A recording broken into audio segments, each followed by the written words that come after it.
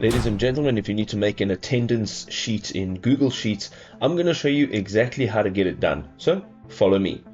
So to begin creating my attendance sheet in Google Sheets, I want to go ahead and just make sure that I have my data set up. So I've got some names here and I've got days of the week, and we're going to go ahead and we're going to select this cell and we're going to drag our mouse across and we're going to select all of these areas. Okay, so once we're here, we're going to go to Insert.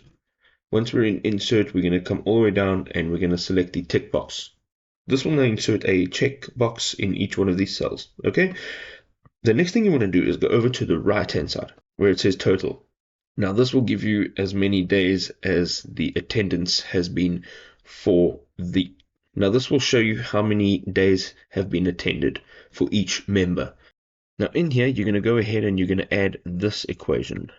Count if open brackets, and then you're going to click down here and you're going to drag and select all these values and then use a comma, type out true and close brackets.